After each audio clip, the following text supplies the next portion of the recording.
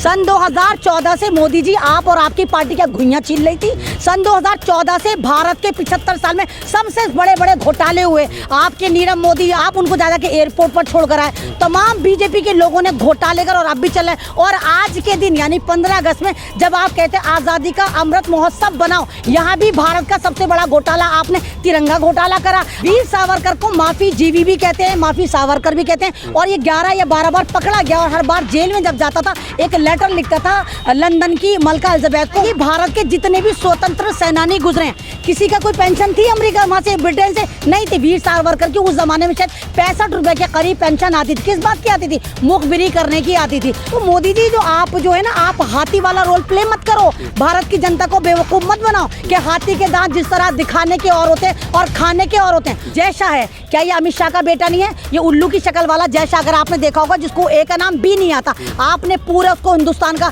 BCCI पकड़ा दिया, cricket का वो पकड़ा दिया। तो परिवारवाद क्या आपके अंदर नहीं है? स्मृति ईरानी जितने मतलब इनके बच्चे भी तो पॉलिटिक्स में ही जा रहे हैं। कल परिवारवाद इनके अंदर है। या तो आप एक काम करिए, जय शाह से वो छीनिए ठेका। और दूसरी बात, आपने अंबानी को दिया, अंबानी अदानी आपके अपने। अरे मैं मन निस्बी हूँ, आपके अंदर तो परिवारवाद नहीं है। चलिए मैं एक कंपनी बना रही हूँ, मुझे ठेका दीजिए ना उसका। मैं भारतीय नहीं हूँ, मैं भारतीय महिला नहीं हूँ। आप सम्मान की बात करते हो, आप परिवारवाद को खत्म करने की बात करते हो। तो चलो अमन निस्बी एक कंपनी बना रही, दो मुझे ठेका। नहीं देंगे। सबसे पहले तो मैं अमन निस्बी मुसलमान हूँ, दूसरी मैं एक स्वतंत्र सेनानी के खानदान से हूँ, तीसरी मैं पक्की भारतीय हूँ, और चौथी मैं इनके हर जुल्म के खिलाफ आवाज उठाती हूँ। ये तो जालिमों को ऊपर करते हैं, आतंकवादियों को हीरो बनाते हैं, तो ये नहीं करेंगे। सिर्फ लिखने से परिवारवाद को खत्म करेंगे कुछ नहीं होता। सिर्फ ये लॉलीपॉप पकड़ा रहे, कुछ खत्म नहीं करेंगे। चित्रा त्रिपाठी किस तरह नेहरू के आगे आगे खड़ी हो गई और कह रही हम आजादी का अमृत महोत्सव बना रहे हैं। बेचारे नेहरू जी इधर को झांक रहे हैं, इधर को झांक रहे हैं कि शायद ये हरामखोर साइड में हो जाए तो मैं नजर आऊं। जब कांग्रेसियों ने देखा और कभी आज तक शेम ऑन चित्रा त्रिपाठी, फिर उसको दोबारा एडिट करा गया। नमस्कार, आदाब, सत श्री अकाल। आप देख रहे हैं द नेशन वॉइस। और प्रधानमंत्री जी के 15 अगस्त के भाषण के बारे में प्रतिक्रिया देने के लिए हमारे साथ मौजूद हैं अमन रिजवी। इनसे जानते हैं कि इन्होंने प्रधानमंत्री का भाषण सुना और उसे कैसे देखती हैं। क्या कहना चाहती हैं मैडम? जिस तरीके की बातें आज प्रधानमंत्री ने अपने संबोधन में की, राष्ट्र के नाम जो संबोधन दिया, कैसे देखती हैं? महिला सुरक्षा के लिए बड़े चिंतित हैं, आपको क्या लगता है? देखो हसन, पहली बार ऐसा हुआ कि देश का प्रधानमंत्री डरा सहमा नजर आया। पहली बार जो उनकी ज़बान थी वो ऐसी नज़र आई, मतलब जैसे नहीं होता कि मजबूरी में वो स्टेटमेंट दिया जा रहा है। क्योंकि मोदी जी जो वादे कर रहे थे, जो आपके साथ बेवकूफ़ी का एक ड्रामा कर रहे थे, जो इन्होंने आपने देखा सन 2014 में पहला जुमला फेंका था, 15 लाख आएंगे, वो फुस हो गया। 2 करोड़ जॉब मिलेंगी, वो फुस हो गया। महिलाओं को सम्मान मिलेगा, सबसे ज़्यादा अपमान बीजेपी में मिला। किसानों की आय दुगनी हो जाएगी, वो ठन गोपाल। तो मोदी जी ने आपके बहुत खतरनाक डिजिटल टीम बिठाई और ऐसे ऐसे डायलॉग लिखवाए, वो ऐसा लग रहा था किसी मुल्क का प्रधानमंत्री नहीं, कोई ऐसे शपथ ग्रहण समारोह चल रहा है जहां पर 5 ऐसे जुमले फेंके गए जिनका ना तरक्की से वास्ता, ना भारत से वास्ता, ना भारत के लोगों से वास्ता।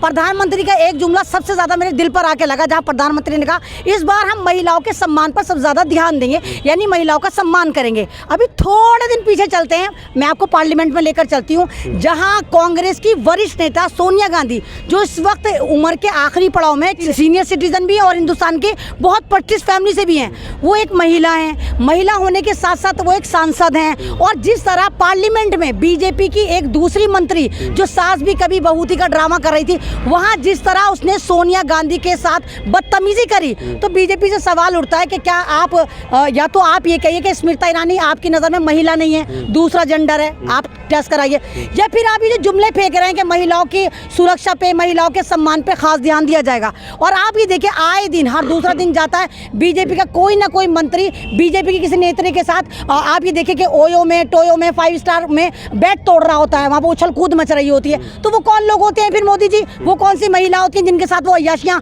कर रहे होते हैं? तो मोदी जी जो है ना, आप हाथी वाला रोल प्ले मत करो। भारत की जनता को बेवकूफ़ मत बनाओ कि हाथी के दांत जिस तरह दिखाने के और होते हैं और खाने के और होते हैं। तो आप जो हो ना, वस्त्रजीवी हो, वस्त्रजीवी बनकर रहो। मुसलमानों के बीच में जाओ तो टोपी लगा लो, सरदारों के बीच में जाओ तो पगड़ी सजा लो, दलितों के बीच में जाओ तो नीला कपड़ा टांग लो। तो इसके अलावा हमारे प्रधानमंत्री का कोई और इस्तेमाल नहीं रह गया। हसन, भ्रष्टाचार के लेकर भी बात करिए। प्रधानमंत्री मोदी जी ने कहा कि भ्रष्टाचार खत्म करना है और उसके लिए मुझे देश का सहयोग चाहिए, आप लोग साथ दीजिए मेरा। एक बात बताइए, प्रधानमंत्री आज शपथ ग्रहण समारोह में थे क्या?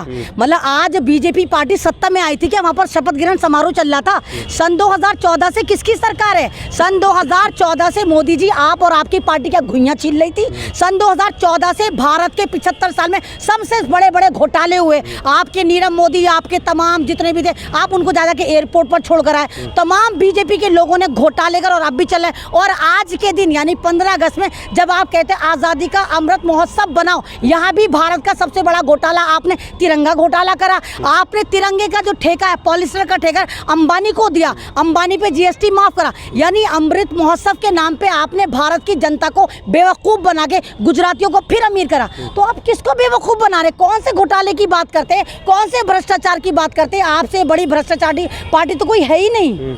एक सवाल मैडम, जो सबसे बड़ा आज चर्चा का विषय है, 15 अगस्त पर उन्होंने कहा कि जो देश के मतलब महान योद्धा या स्वतंत्रता सेनानी हैं, उनमें उन्होंने महात्मा गांधी के साथ वीर सावरकर को रखा है। उन्होंने कहा उन्होंने देश की आज़ादी के लिए बड़ा योगदान दिया है। आप कैसे देखती हैं? हाँ बिल्कुल, भारत के लिए वीर सावरकर बहुत बड़ा योगदान दिया। इसी से ये बेनकाब हुआ, इसी से पता चला कि आरएसएस किसी आतंकवादी संगठन का नाम है। अगर वीर सावरकर ना होता तो हमें पता ही नहीं चलता कि आरएसएस कोई एक आतंकवादी संगठन है। वीर सावरकर को माफी जीवी भी कहते हैं, माफी सावरकर भी कहते हैं। और ये 11 या 12 बार पकड़ा गया और हर बार जेल में जब जाता था एक लेटर लिखता था लंदन की मलका एलिजाबेथ को, वहाँ पर लिखता था कि मुझे ज़बरदस्ती उन्होंने पकड़ लिया, मैं तो तुम्हारा अपना हूँ, मैं तो मुखबिरी। आप बताइए, भारत के जितने भी स्वतंत्र सेनानी गुजरे हैं, किसी का कोई पेंशन थी अमेरिका वहां से ब्रिटेन से? नहीं थी। वीर सावरकर की उस जमाने में शायद 65 रुपए के करीब पेंशन आती थी। किस बात की आती थी? मुखबिरी करने की आती थी। तो ये लोग तो हैं ही, नकटे नाक वाले को तो हंसेंगे। जाहिर सी बात है, आतंकवादी को अगर आप किसी स्वतंत्र सेनानी के साथ खड़ा कर देंगे तो हो सकता है उसके जराइम थोड़े बहुत कम होने शुरू हो जाएं। तो एक हमारे जो महात्मा गांधी एक बहुत अच्छे पद पर हैं, हम उनको नेशन फादर ऑफ नेशन कहते हैं। तो ये सिर्फ गांधी की बेइज्जती कर रहे हैं उसके बराबर में खड़े करने के लिए। और अगर आपको याद हो, महात्मा गांधी को किसने मारा था? इसी वीर सावरकर के जो इसका लगा सगा था, नाथूराम गौडसे ने मारा था, जो सावरकर के आइडियोलॉजी को फॉलो करता था। और भारत के इतिहास में यानी आज़ाद भारत में पहला आतंकवादी किसको कहा गया? नाथूराम गौडसे को कहा गया। और आप देखो, आरएसएस के हेडक्वार्टर में अभी भी महात्मा गांधी के एक पुतला बनाया जाता है, उसमें खून भरा जाता है। और फिर इनके जितने भी जीव जंतु, भगवा जीव जंतु होते हैं, नकली भगवा जीव जंतु, वो महात्मा गांधी पे गोली लगा के डिस्को डिस्को कहते हैं, देखो हमने गांधी को मार दिया, हमने फिर गांधी को मार दिया। तो ये ड्रामेबाजी है। आप सावरकर को कितना ही गांधी के बराबर में खड़ा कर लो, नेहरू के बराबर में खड़ा कर लो, सबको पता है कि आरएसएस का जो फाउंडर है, आरएसएस के साथ जो काम करता है, भारत की एकता को ख़त्म करने वाला, भारत में आतंकवादी संगठनों में लिप्त होने वाला, वो सावरकर ही है।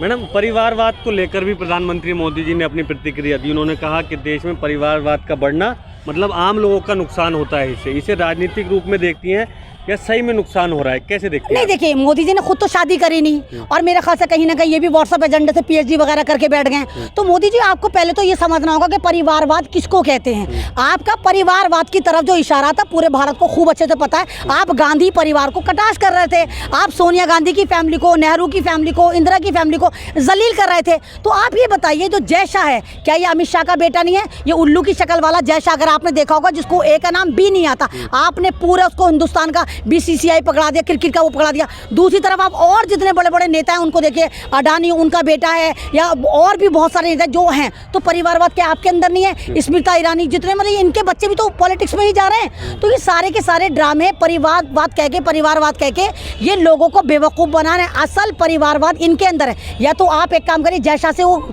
छीनिए ठेका। और दूसरी बात, आपने अंबानी को दिया, अंबानी अदानी आपके अपने। अरे मैं अमन रिजवी हूँ, आपके अंदर तो परिवारवाद नहीं है। चलिए, मैं एक कंपनी बना रही हूँ, मुझे ठेका दीजिए ना उसका। मैं भारतीय नहीं हूँ, मैं भारतीय महिला नहीं हूँ। आप सम्मान की बात करते हो, आप परिवारवाद को खत्म करने की बात करते हो। तो चलो, अमन रिजवी एक कंपनी बना रही, दो मुझे ठेका। नहीं देंगे। सबसे पहले तो मैं अमन रिजवी मुसलमान हूँ, दूसरी मैं एक स्वतंत्र सेनानी के खानदान से हूँ, तीसरी मैं पक्की भारतीय हूँ, और चौथी मैं इनके हर जुल्म के खिलाफ आवाज़ उठाती हूँ। ये तो जालिमों को ऊपर करते हैं, आतंकवादियों को हीरो बनाते हैं। तो ये नहीं करेंगे। सिर्फ लिखने से परिवार परिवारवाद को ख़त्म करेंगे, कुछ नहीं होता, सिर्फ ये लॉलीपॉप पकड़ा रहे हैं, कुछ ख़त्म नहीं करेंगे। हाँ, ये गांधी परिवार को ख़त्म करना चाहते हैं, जिसका उदाहरण आपने देखा।